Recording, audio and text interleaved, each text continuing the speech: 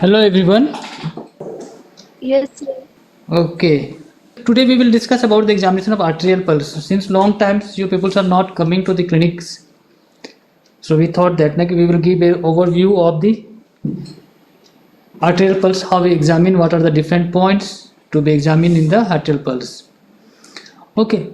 So the points that to be included in the examination of arterial pulse are the rate, rhythm, volume, then the characters of the pulse, radio or radiofemoral delay, then the condition of the arterial wall, then palpation of the other peripheral arteries. So in the clinics also we have discussed that whenever we mention that the pulse, we say it like that the pulse is 72 per minute, which is regular in rhythm with normal volume, having normal characters without any radio or radiofemoral delay, and the condition of the arterial wall is normal or is not palpable. Then we go for the examination of the other peripheral arteries. So the first we will discuss about this arterial pulse, rate, rhythm and volumes, and the second part we will see about the rest of the things. So when we say arterial pulse, basically what is the arterial pulse? So remember one thing, that whatever we palpate on the peripheral arteries is not the actual amount, the actual blood that is ejected from the heart into the aorta, but we perceive it as a waveform that is generated at the root of the aorta and that travel on the arterial wall. So an arterial pulse is a pressure wave that is generated at the root of the aorta due to ejection of the blood from the left ventricle during systole into already partially filled aorta, which transferred to the peripheral along the arterial wall and failed against an underlying bony prominence as rhythmic dilatation of the palpable artery. And remember, it is not due to the ejected blood itself.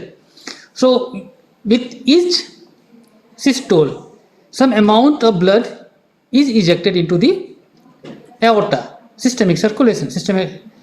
So, and this aorta or arterial system already filled with the blood. So this sudden ejection of the blood, you can see on the top, this left ventricle ejected the blood and there is a bulging of the aorta. And this bulging of the aorta at the root of the aorta, they start generating a wave, and that wave travels along the arterial wall. And that wave, for example, if you have noticed, you put a rope or a string, tie one side or fix one side and opposite side, just give a slight jerk. So you have noticed that we generate a wave, and that wave travels to the other end of the or fixed end of the rope. Or if you throw some stone or something in the resting water, that also generate circle with the waves in the circular manner, and that wave travels. So here also whatever we get is the wave, not the actual blood that is ejected. So, and that wave that we perceive at the peripheral artery is the pulse. And whenever we examine the pulse, we always examine against some bony prominence. Otherwise, we will not able to palpate. For the chaotic palpation also, or the brachial, or the radial, femoral, popliteal, whatever is there, we always try to palpate against some bony prominence or firm background. So, if you see the arterial pulse in a wave form, what we palpate is the wave that is generated at the root of the, and that wave, the pulse wave, travel at the speed of 5 meter per second.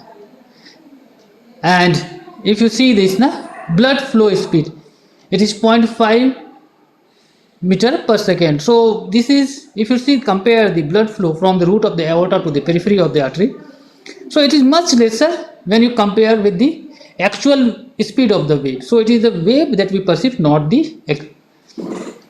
And if you can see that the arterial pulse in the wave forms, the first positive wave, that is the blue part, represent the systole and the red part represents the diastole. So with the first sound, the arterial systole started. Then we get the first positive wave, that is called the percussion wave. Then we get a notch. Then again a tidal wave.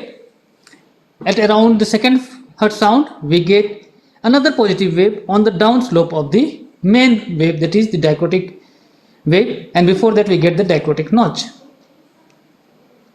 So this is the normal waveform. So coming to the pulse rate. For examination of pulse rate, whenever in examination they have asked you to examine the pulse rate, do not do these things in the hurry. Take time, examine the pulse properly. Okay. So for the examination of the rate, we select mostly the right radial artery or the radial artery in the opposite hand, the left, and count the pulse for complete 1 minute. This is the preferable way to doing. But many times what happens, the people, they do count only for the 15 seconds and they multiply it by 4.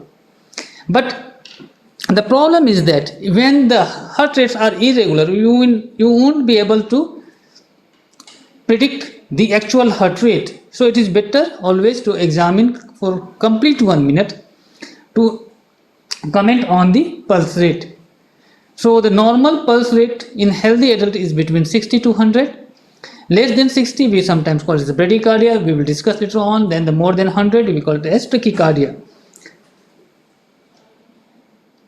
So this normal pulse rate is arbitrary. Many people, they consider 50 as the normal heart rate up to. So it is arbitrary, depends upon the context or the clinical scenario. For instance, a heart rate up to 50 beats per minute may be normal for young athletes, but the pulse rate of 68 beats per minute may be slow in acute heart failure. So this is the clinical scenario also which determines the what heart rate is normal. But for ideal situation, normal people, we consider that now 60 to 100 beats per minute is the normal one. So if you see the variation in the pulse rate, at one end we have pulse rate less than 60 beats per minute, we call it bradycardia, and the opposite we have the tachycardia when the pulse rate is more than 100. So this bradycardia, that means the pulse rate less than 60 beats per minute, may be due to sinus bradycardia or may be due to arrhythmia. Sinus bradycardia means the sinus node itself generating, or this pacemaker is acts as a pacemaker, itself generating the heart rate at slower rate.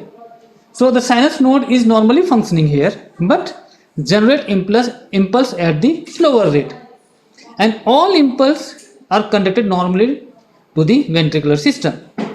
And the bradycardia due to arrhythmia, here the sinus nodes are abnormal, generating impulse erratically, or sinus node is normal but not producing a ventricular contraction. We will see later on. Means the sinus node is working properly, it's generating the impulse at normal rate, but all impulse from the sinus node may not be conducted to the AV node, or they are not efficiently producing ventricular contract. So sinus bradycardia, it may be due to normal variation. During deep sleep we have sinus bradycardia. Athletes, those who are very much involved in strenuous physical activity or meditation or yoga, these type of people, they may have normal slower heart rate, we call it as normal variation. Other causes of this sinus bradycardia that we get in pathological condition are hypothyroidism, hypothermia, obstructive jaundice also, especially this bile salt. Last classes we discussed about the jaundice. So the bile salt having inhibitory action on the sinus node. So there you will get sinus bradycardia. Then increased intracranial pressure. That is called the Hutchings stride. Okay, then also if there is increased intracranial pressure, what happens? It reflexively decrease the heart rate and increase the blood pressure. And some medication like beta blocker, digoxin, verapamil, and diltiazem also causes sinus bradycardia.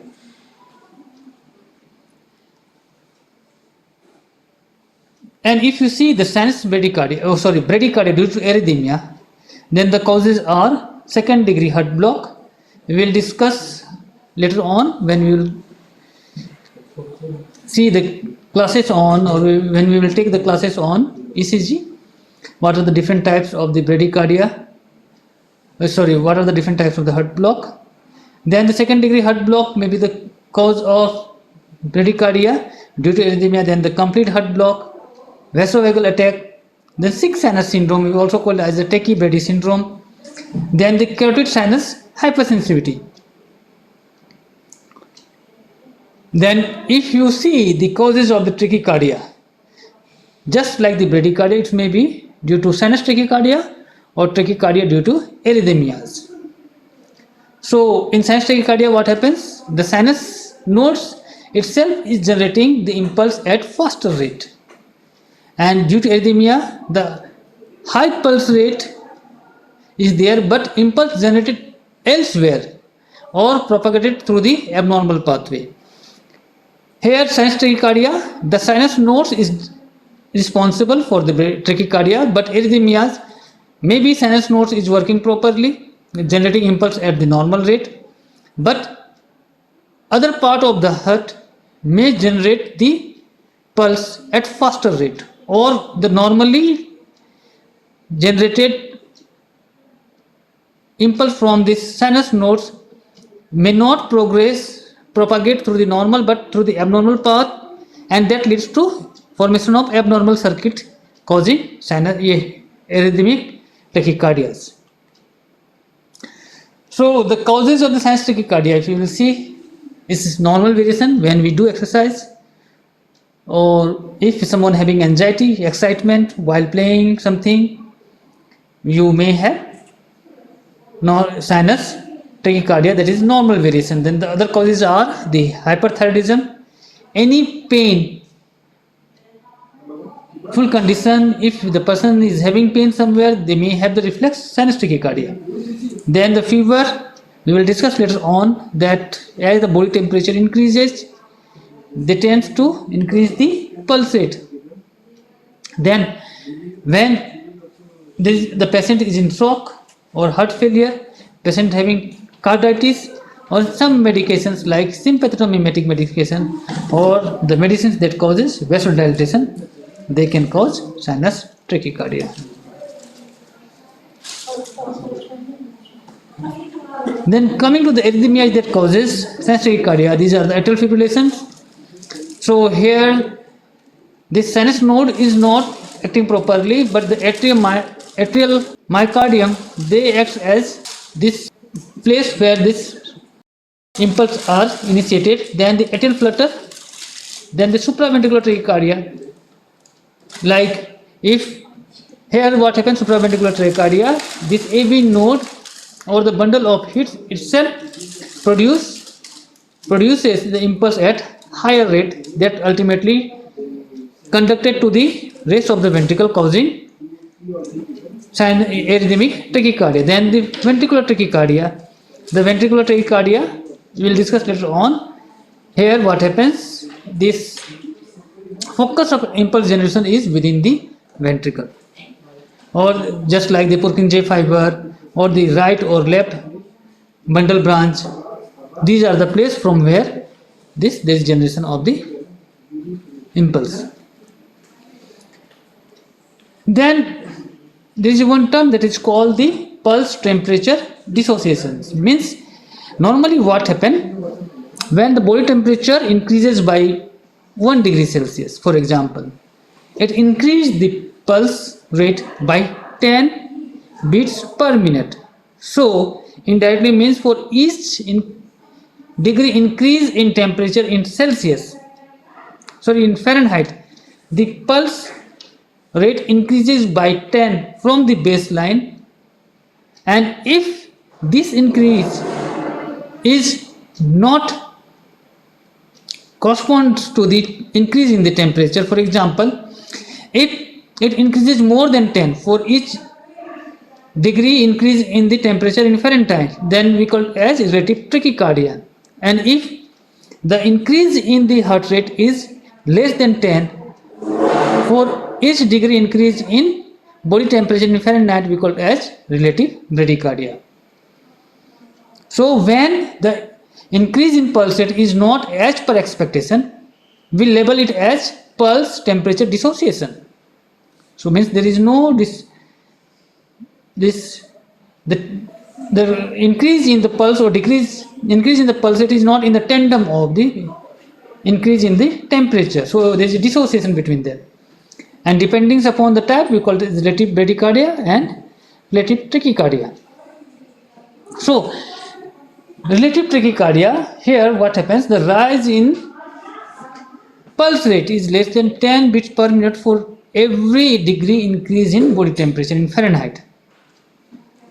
And if it is more than 10, we call it as relative tachycardia. So the common causes of the relative bradycardia are enteric fever, leptospirosis, dengue, psittacosis, scrub typhus, brucellosis, then the Q fever, yellow fever, not common in our country, then the Rocky Mountain spotted fever and others. And the non-infectious causes of relative bradycardia are lymphoma, drugs fever, then the CNS lesion like central fever, like stroke, or any condition that increases the intracranial pressure can lead to relative bradycardia.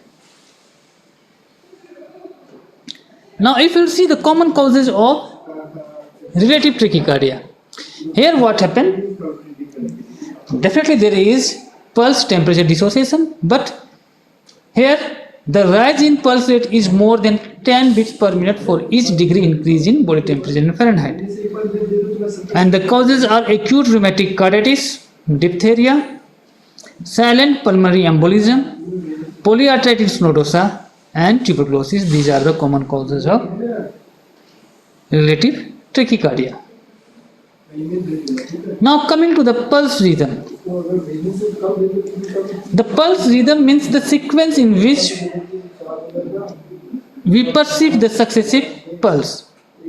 For examination, we examine the pulse. For example, we are examining the pulse. So how we perceive the pulse at the periphery? Or the sequence of the pulse we are feeling at the peripheral artery. So this sequence represents the rhythm. So the normal is the sinus rhythm.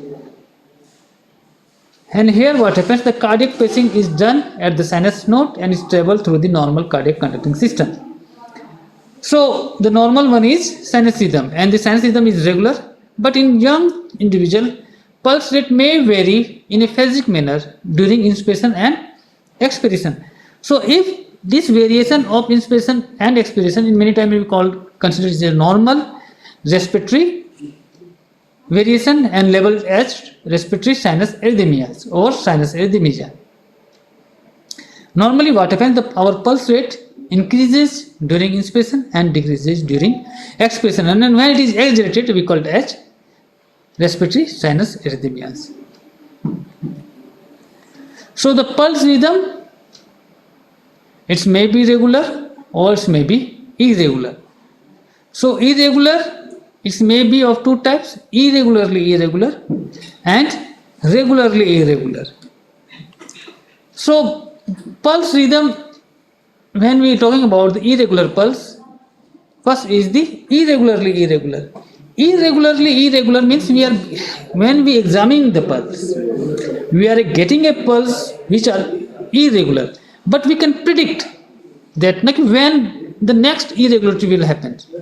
For example, you are getting 2 beats at the close succession, then there is a gap, again 2 beats, then there is again gap, again 2 beats in the close with a close gap.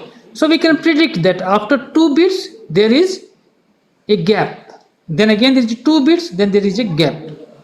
So we can predict that. Or 3 beats, then is a gap, then again 3 beats, then there is a gap. So this we can say that the pulse is irregular, but we can predict that when there will be irregularities, so we call as regularly irregular.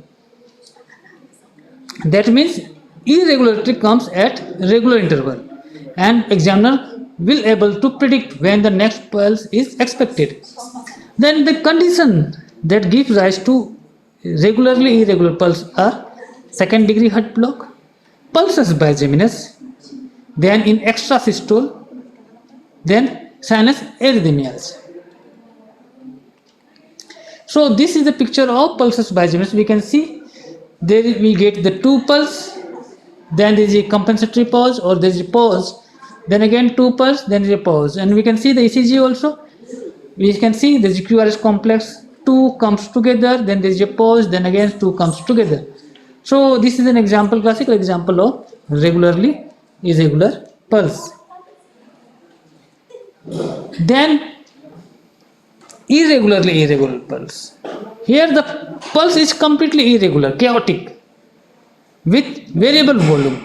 So we will not able to predict also when there will be irregularity or when the next pulse will expected to come. And there is variation in the volume also. So here examination cannot predict when the next pulse is expected. The conditions are atrial fibrillation, multiple extrasystole, and atrial fibrillation with variable block. Means atrial flutter, what happened? You will have irregular pulse, but when there is a variable block at AV junction, so some pulse are allowed to conduct, impulse are allowed to get conducted to the ventricles and generating the ventricular pulse, but at variable interval, so you will get variable pulse. So you can see here the below there is ECG of atrial fibrillation. You can see there is a absence P wave, there is a fibrillatory waves, and QRS complex comes at irregular interval.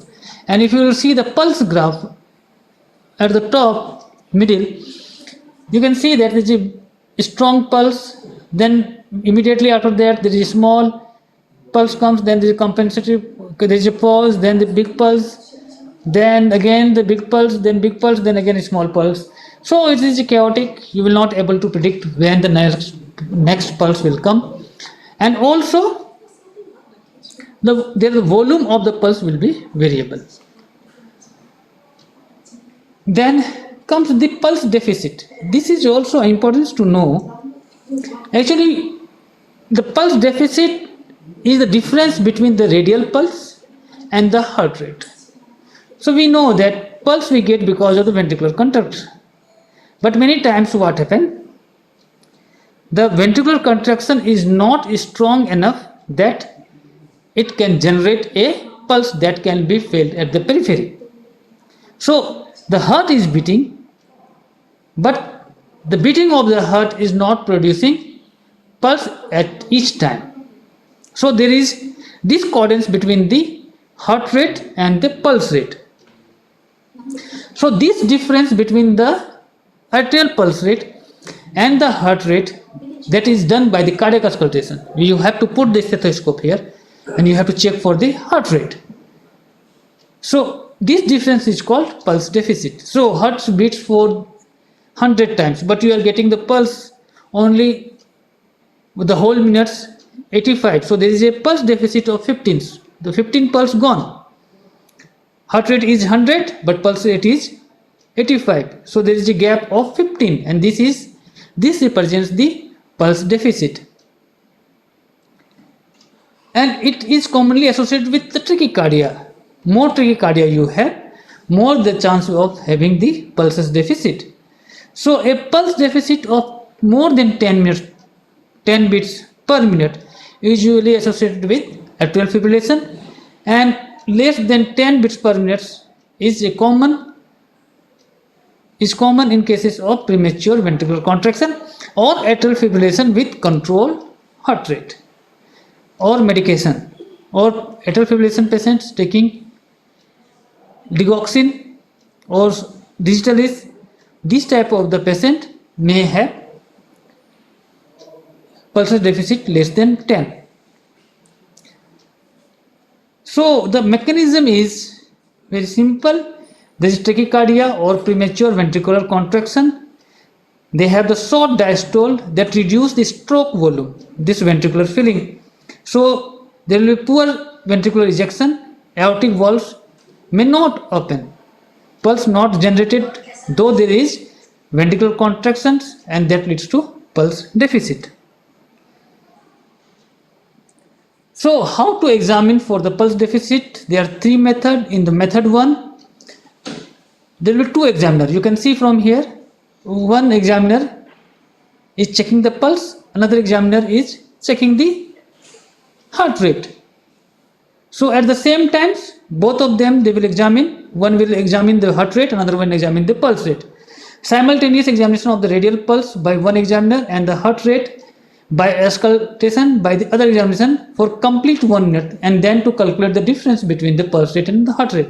So those who examine the heartbeat, they will say suppose the 100, and those who examine the pulse, they will say no, in the 1 minute I got only 85 pulse, so the pulse deficit will be 15.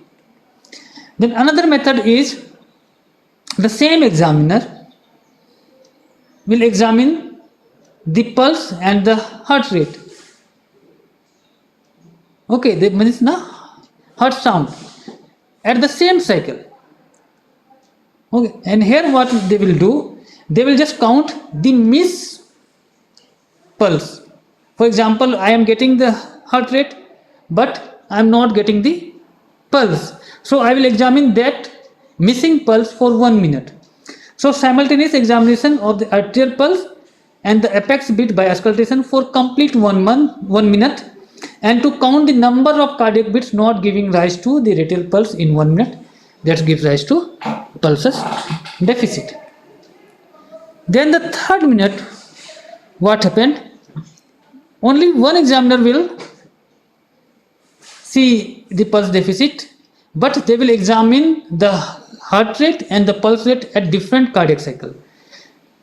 Method is that for complete 1 minute, they will first check the heart rate, and the next minute, for the complete 1 minute, they will check for the pulse rate, and they will find out the difference between the heart rate and the pulse rate. But here the problem is the heart rate and the pulse rate are counted in different cardiac cycle. Now coming to the pulse volume.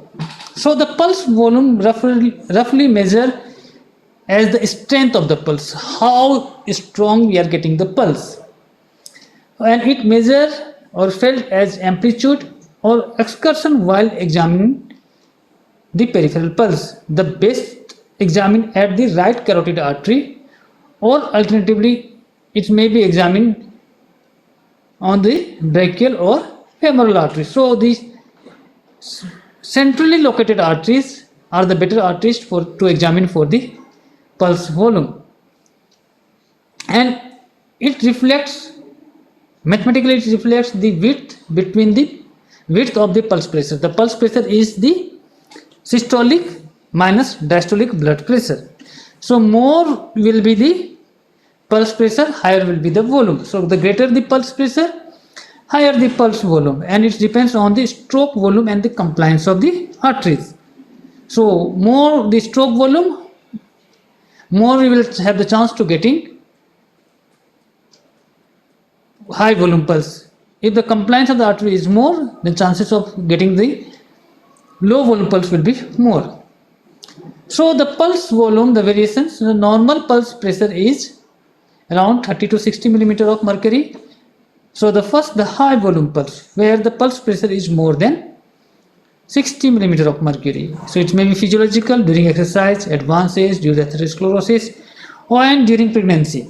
Then the pathological conditions can give rise to high volume pulse, the severe anemia, thyrotoxicosis, aortic regurgitation, then the beriberi, then pyrexia of any origin, means the high fever, cases like arteriovenous fistula, then the complete heart block, atherosclerosis and cirrhosis of liver.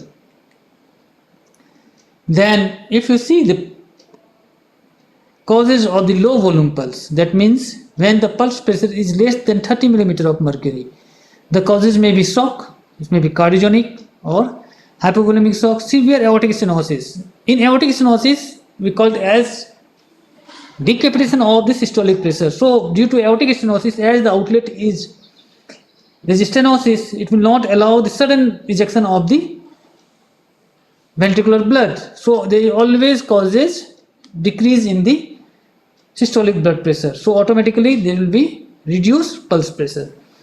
Then the causes of congestive heart rate failure, any causes can lead to low volume pulse, then pericardial effusion and constrictive pericarditis. So with this, we almost finished this first part. Then the second part, I think is not very important, but at least you have to know that mostly the characters of the pulse and how to examine for the water hammer pulse. Two important things are there. So hopefully you read this character of the pulse and the water hammer pulse. Okay. So if we'll get the time, then we will discuss in the next class. Thank you, sir.